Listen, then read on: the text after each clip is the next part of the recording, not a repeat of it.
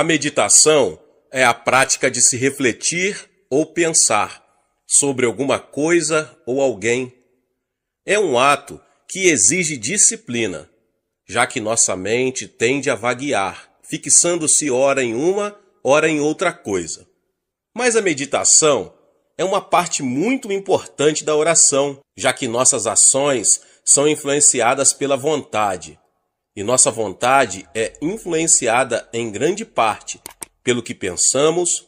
Conclui-se que, se pudermos orientar nosso pensamento ou meditações, poderemos controlar nossas ações. Davi fez a seguinte oração: as palavras dos meus lábios e o meditar do meu coração sejam agradáveis na tua presença, Senhor, rocha minha e redentor meu. Salmo 19:14. Deus deu a Josué o segredo do seu sucesso e prosperidade. Não cesses de falar deste livro da lei. Antes, medita nele dia e noite, para que tenhas cuidado de fazer segundo tudo quanto nele está escrito. Então farás prosperar o teu caminho e serás bem-sucedido. Josué 1:8. De acordo com esta palavra, está claro que Deus queria que Josué meditasse sobre uma coisa específica. Ele deveria meditar sobre a palavra de Deus. A orientação que ele recebeu não foi para que meditasse sobre qualquer coisa, mas a força de sua mente deveria estar concentrada em algo concreto. Meus irmãos e irmãs, quando meditamos, precisamos fixar a mente com toda a clareza no assunto sobre o qual desejamos meditar. Muitos crentes começam a meditar sobre o Senhor, mas depois permitem que a mente divague desordenadamente. Afinal, pegam no sono ou ficam exaustos daquilo. Por causa disso, Deus deseja que meditemos especificamente sobre algum assunto. Por um determinado período de tempo, é preciso que sintamos prazer naquilo. Antes, o seu prazer está na lei do Senhor, e na sua lei medita de dia e de noite. Salmos 1:2. Então, é preciso que nos sintamos motivados.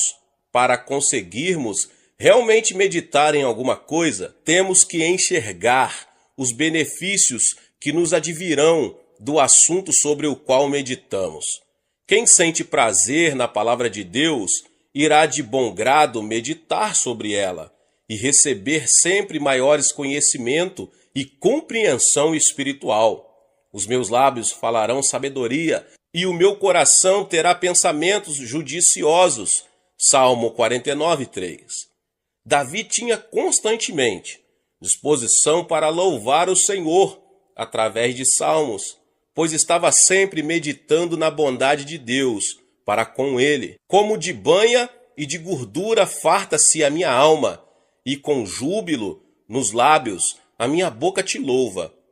No meu leito, quando de ti me recordo e em ti medito durante a vigília da noite, porque tu tens sido auxílio, à sombra das tuas asas eu canto jubiloso. Salmo 63, 5-7. E diz também: seja-lhe agradável a minha meditação, eu me alegrarei no Senhor. Salmo 104, 34. O apóstolo Paulo também percebeu a importância da meditação.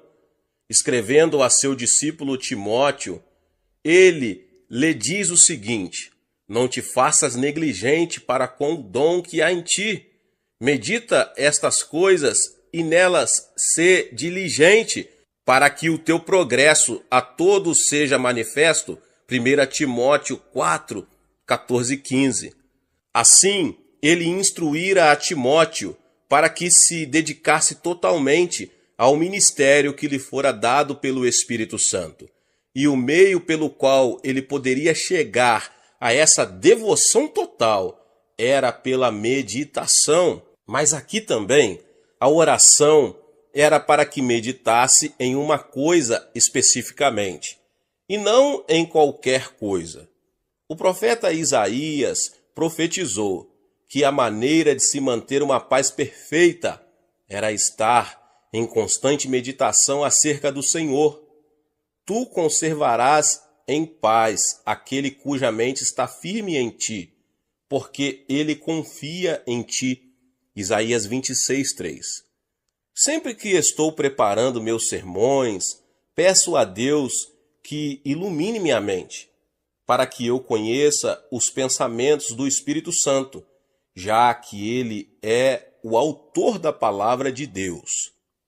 Depois que termino o esboço, procuro meditar na mensagem que vou transmitir ao povo de Deus.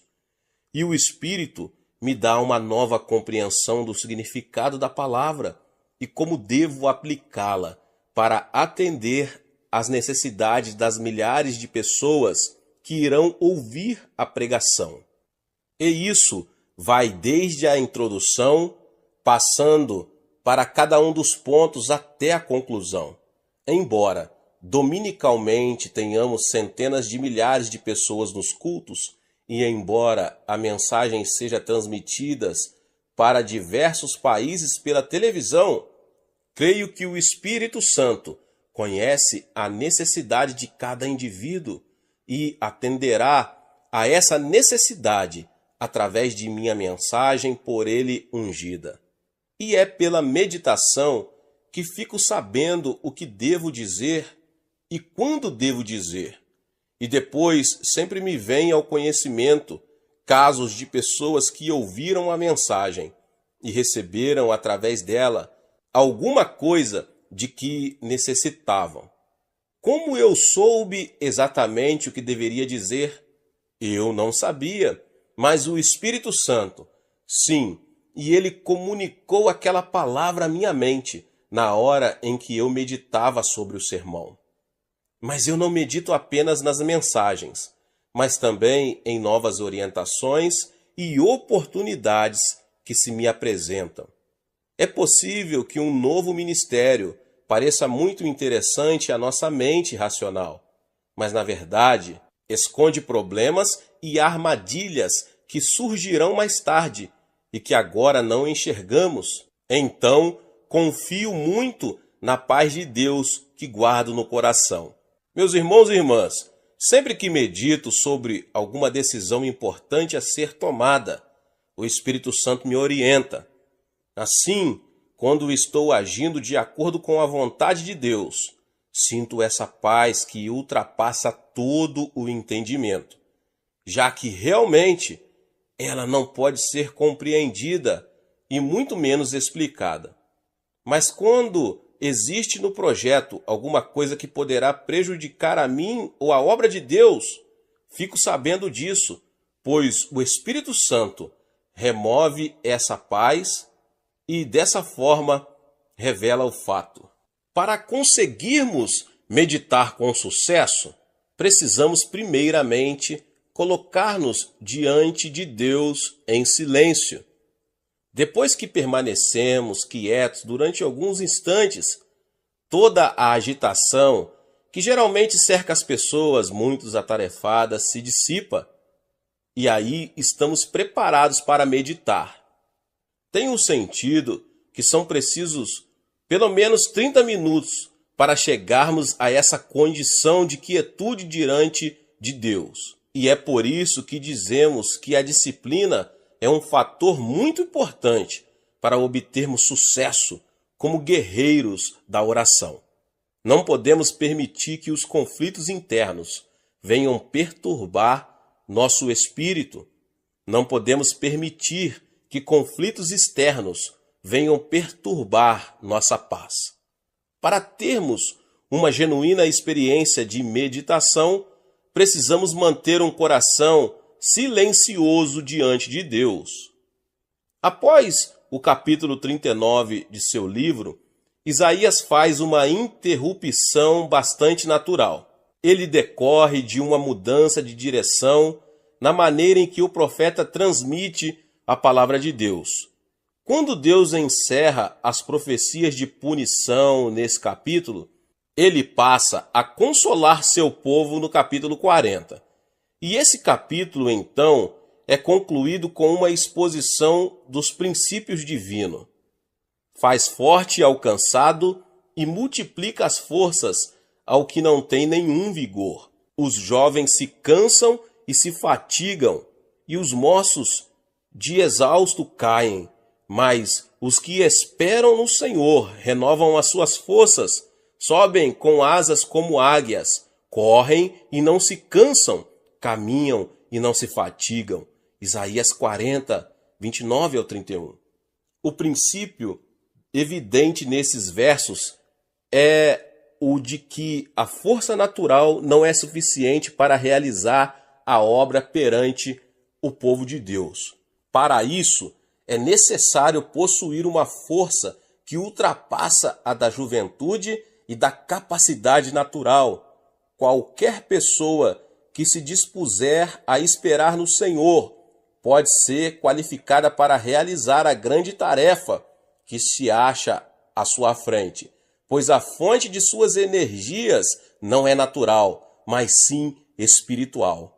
Existem muitas pessoas hoje em dia que se acham tão atarefadas que não dispõem de muito tempo para a oração e muito menos para esperar diante do Senhor em meditação na palavra. Assim, não conseguem ouvir a voz interior do Espírito Santo, já que ela não é muito alta.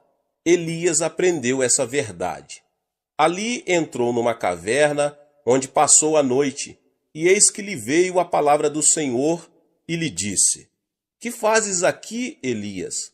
Ele respondeu: Tenho sido zeloso pelo Senhor, Deus dos exércitos, porque os filhos de Israel deixaram a tua aliança, derribaram os teus altares e mataram os teus profetas à espada, e eu fiquei só, e procuram tirar minha vida. Disse-lhe Deus: Sai e ponha-te neste monte perante o Senhor. Eis que passava o Senhor, e um grande e forte vento fendia os montes, e despedaçava as penhas diante do Senhor. Porém o Senhor não estava no vento. Depois do vento, um terremoto, mas o Senhor não estava no terremoto. Um fogo, mas o Senhor não estava no fogo. E depois do fogo, um cicio tranquilo e suave. Ouvindo-o, Elias envolveu o rosto no seu manto e, saindo, pôs-se à entrada da caverna. E eis que lhe veio uma voz e lhe disse: Que fazes aqui, Elias? 1 Reis 11, do 9 ao 13. Meus irmãos e irmãs, Elias aprendeu que a orientação desejada não estava nas manifestações ruidosas do terremoto, do fogo ou do vento. Não. O Senhor lhe falou com uma voz tranquila e suave. A condição para ouvirmos a voz de Deus é ficar em silêncio e meditar na palavra. Se estivermos por demais atarefados para meditar, estaremos muito ocupados também para ouvi-lo. Contudo, não podemos encarar com descaso a questão de se ouvir a voz de Deus. Devemos sempre lembrar que tudo o que o Senhor tinha a dizer sobre temas doutrinários já o disse nas Escrituras. Então, sempre que ele nos disser alguma coisa, nunca irá contradizer a Bíblia, sua palavra revelada e inspirada. O cânone das Escrituras encerrou-se com o último versículo de Apocalipse, que conclui com as seguintes palavras: Se alguém lhes fizer qualquer acréscimo, Deus lhe acrescentará os flagelos escritos nesse livro. Apocalipse 22, 18. Um dos aspectos da meditação que eu, pessoalmente, mais aprecio é o que chamo de dar um passeio espiritual. Assim como gosto das raras oportunidades de dar um passeio a pé, sem destino específico, assim também gosto de meditar, ou esperar no Senhor sem um objetivo específico em mente. Fico simplesmente quieto, na presença de Deus, e gozo dessa presença. Nesse momento, Não tenho nenhum desejo especial. Quero apenas a presença dele. Então procuro isolar-me, sento-me numa poltrona confortável, fecho os olhos e me ponho a esperar no Senhor. Posso não ouvir nada e não sentir nada, mas sempre me sinto revigorado após esse passeio espiritual com meu querido Senhor. Esse tipo de refrigério espiritual pode durar horas e horas. No livro de Judas, lemos o seguinte a respeito de Enoque. Quanto a estes, foi que também profetizou Enoque, o sétimo depois de Adão, dizendo: Eis que veio o Senhor entre suas santas miríades, para exercer juízo contra todos e para fazer convictos todos os ímpios, acerca de todas as obras ímpias que impiamente praticaram, e acerca de todas as palavras insolentes que ímpios pecadores proferiram contra ele. Mas Gênesis diz apenas o seguinte: andou Enoque com Deus, e depois que gerou a Matusalém, viveu 300 anos e teve filhos e filhas.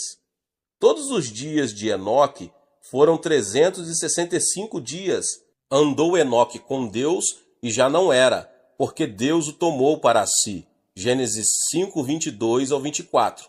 O que aconteceu com Enoque, meus irmãos? Enoque foi um profeta no início da existência humana na terra. Nessa época, os homens ainda conheciam os fatos acerca do jardim do Éden. Isto é, sabiam da experiência de Adão, quando este caminhava com o Senhor na viração da tarde. E Enoque proferiu profecias relacionadas com uma época em que estava para vir, a segunda vinda de Cristo, para executar julgamento sobre a terra. No decorrer de seu ministério, porém, ele aprendeu a caminhar com Deus. Deus apreciava tanto o prazer que tinha na companhia dele, que diz a Bíblia, e já não era. Deus o levou para o céu, para gozar de sua companhia o tempo todo. E ele também estava aguardando a segunda vinda de Cristo, quando Enoque também será um dos 10 milhares de santos, ou um número incontável de santos que retornarão com Cristo, o justo juiz. Consegui cultivar uma comunhão íntima com o Senhor, que tornou meu espírito mais aguçado e faz com que eu supere os ataques de Satanás. Não existe nada mais importante para mim do que esse ilimitado momento de comunhão que tanto aprecio. Muitos dos membros de nossa igreja gostam de ir para o monte da oração para praticarem esse tipo de comunhão e meditação na palavra. Outros arranjam um lugar em sua casa mesmo, um lugar silencioso. Na verdade, o lugar onde meditamos não tem muita importância. O importante é que pratiquemos a meditação na palavra e a oração por todos os dias das nossas vidas.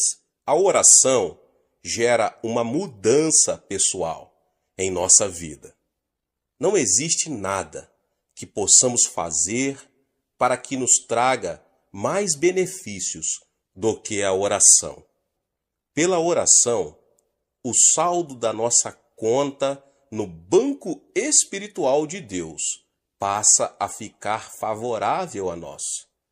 Através dela, recebemos bênçãos espirituais, mentais e físicas. Nós, os seres humanos, fomos criados de uma maneira maravilhosa. Deus nos criou à sua imagem e semelhança. Nosso potencial é muito maior do que imaginamos. Só utilizamos uma pequena porcentagem de nossa capacidade mental. A capacidade de tolerância, força e longevidade de nosso corpo é muito superior à que temos. Nosso espírito pode experimentar muito mais das bênçãos de Deus do que as que experimentamos. A oração gera uma atmosfera na qual podemos prosperar e ser saudáveis, assim como nossa alma é saudável. Desde o início dos registros da história, o mundo tem sido beneficiado pela literatura. Tenho apreciado os escritos de muitos homens do mundo ocidental, e principalmente da língua inglesa. Na minha opinião, não existe outra pessoa capaz de construir uma frase melhor do que Shakespeare. Entretanto, existe uma obra literária que é mais importante do que toda a literatura humana somada. Esta obra não é estática, mas está constantemente sendo escrita por Deus. Então, os que temiam ao Senhor falavam uns aos outros. O Senhor atentava e ouvia. Havia um memorial escrito diante dele para os que temem ao Senhor e para os que se lembram do seu nome. Eles serão para mim particular tesouro, naquele dia que prepararei, diz o Senhor dos Exércitos. Poupá-los-ei como um homem poupa a seu filho que o serve. Deus escreveu e ainda está escrevendo um livro intitulado Livro Memorial. Aqueles que param para pensar e meditar descobrem que Deus está fazendo um registro meticuloso de tudo. Podemos apenas fazer ideia da riqueza das meditações espirituais e ideias que alguns homens tiveram a respeito de Deus nestes séculos todos. Apreciamos a intensa beleza dos salmos que Davi escreveu quando pensava em sua comunhão com Deus. Mas e os pensamentos que nunca foram escritos? O Novo Testamento, ele nos fala sobre o livro da vida. Paulo e João, ambos falam sobre a importância de se ter o nome citado no livro da vida do Cordeiro. O primeiro livro de Filipenses e o segundo no Apocalipse, Cristo, o Cordeiro de Deus, está fazendo registros acurados a respeito dos remidos. Mas o aspecto mais importante deste livro, que Deus está escrevendo, é que isso mostra que o Senhor faz anotações, não fica perdido. Nada do que se faz para Ele é em vão. Quantas vezes esquecemos coisas que os outros fazem por nós? Eu já disse várias vezes que os favores que as pessoas nos prestam são como escritos em água, desaparecem rapidamente. Mas o que elas fazem contra nós é escrito em placas de pedra, está sempre sendo lembrado. É de extrema importância que nós lembremos de que nada é esquecido realmente, a não ser os pecados perdoados e que são encobertos pelo sangue de Jesus Cristo. Então, nossas orações são sempre lembradas. É muito importante a perseverança em oração. Não sabemos quanto tempo temos de orar para que Deus atenda a nossa petição. Para Daniel, sua oração ajudou o anjo Gabriel a vencer a oposição espiritual que se defrontaria durante 21 dias. Deus ouviu sua oração, que foi registrada em sua conta. Vemos em Lucas 11 a resposta que Jesus deu a seus discípulos quando estes lhe pediram: ensina-nos a orar. Como resposta, ele contou-lhes uma história. Um homem pede a um amigo que lhe empreste 3 pães. O homem chega numa hora bem inoportuna, de noite, quando o outro já estava deitado. Contudo, a grande necessidade leva aquele que pede a insistir em seu pedido. E então Jesus explica: digo-vos que se não se levantar para dar-lhes por ser seu amigo, todavia o fará por causa da importunação, e lhe dará tudo o de que tiver necessidade. Lucas 11:8. Algumas de nossas petições precisarão ser repetidas muitas e muitas vezes, até que venha a resposta.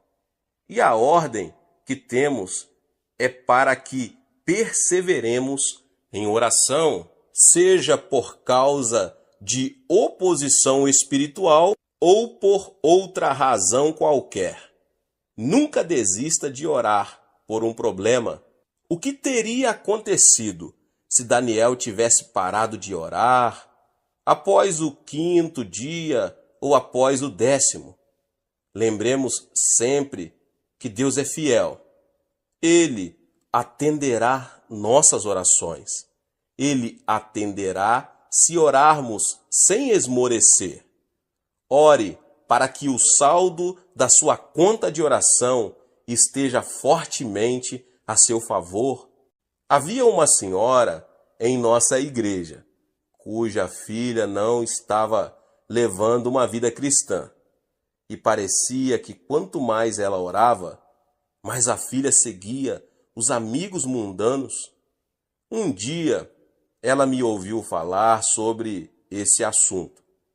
A mãe recomeçou a orar com toda perseverança, sem se deixar esmorecer, apesar de as circunstâncias piorarem. Certo dia, quando orava, sentiu no coração que seu saldo já era suficiente para resolver aquele problema espiritual. Naquele instante, teve a certeza interior de que Deus já havia realizado a obra. Alguns dias depois, a filha veio à igreja e se entregou ao Senhor Jesus. Hoje, as duas estão servindo a Deus fielmente. Apesar de todo o avanço da moderna ciência médica, as pessoas ainda sofrem com doenças e também com enfermidades. Dizem os médicos que as maiores causas de morte hoje em dia são as doenças do coração e o câncer. Afirmam também que a maioria de nossos problemas físicos é provocada por estresse. As pessoas vivem atemorizadas, com medo de uma destruição e extermínio nuclear. As pressões que se tem hoje em dia estão afetando a vida de todo o mundo, até mesmo nas regiões mais remotas. O que pode ajudar o homem do século XX a superar o estresse e as ansiedades que o atormentam? A resposta dessa pergunta não é nenhuma novidade, mas está sendo bastante esquecida na sociedade moderna. A resposta é a oração. Paulo escreveu o seguinte à igreja de Filipos: não andeis ansiosos de coisa alguma, em tudo, porém sejam conhecidas diante de Deus as vossas petições, pela oração e pela súplica, com ações de graça. E a paz de Deus, que excede todo o entendimento, guardará o vosso coração e a vossa mente em Cristo Jesus. Nós, os crentes, temos uma escolha a fazer. Ou podemos ficar aflitos, ou então confiar em Deus. Podemos deixar que nosso coração e mente fiquem cheios das preocupações deste mundo, ou então podemos orar. Quais são os benefícios da oração? A oração atua sobre a causa e não apenas sobre os efeitos de um problema. Se a maioria de nossas enfermidades é causada por ansiedade, então a melhor maneira de se eliminar os sintomas que se resultam da ansiedade é cuidar dessa causa, isto é, eliminar a ansiedade. Paulo revela aos Filipenses o segredo para se viver sem ansiedade: oração. Quando oramos, estamos colocando nas mãos de Deus o problema que nos deixou ansiosos e, pelas ações de graça, deixamos o problema nas mãos dele e não o pegamos de novo, resolvendo o problema da ansiedade. Com o tempo, a maioria dos sintomas simplesmente poderá desaparecer. Uma vida espiritual, assim, dará como resultado em nós uma paz que ultrapassa nossa compreensão natural. Como agora estamos confiando totalmente no Pai Celeste, que é a nossa eterna fonte de recursos, não temos mais que ficar temerosos. Podemos viver em paz. As pessoas do mundo não compreendem isso, pois lhe parece tolice. Hoje, os homens querem fazer tudo por si mesmos. Somos a geração de "eu cuido de mim". A última coisa que o homem do mundo quer é confiar em alguém e principalmente em Deus. Por causa disso, muitos estão aí sofrendo de úlceras estomacais, ataques cardíacos e câncer, hoje mais do que nunca. E, no entanto, todos podemos ter uma vida cheia de paz. Temos que entregar nossos problemas a Deus em oração e assim podemos levar uma vida saudável. O desejo do meu coração é motivar você a se dedicar mais à oração. Você deve orar como nunca orou antes. Você sempre teve consciência de que precisava orar muito, mas talvez não arranjasse tempo para isso. Estava por demais atarefado. Que outra razão eu teria para ministrar sobre a oração se não fosse o interesse de levar a todos a orarem mais? Eu não iria passar por todos esses lugares ministrando se fosse para você voltar a ser como antes depois de me ouvir.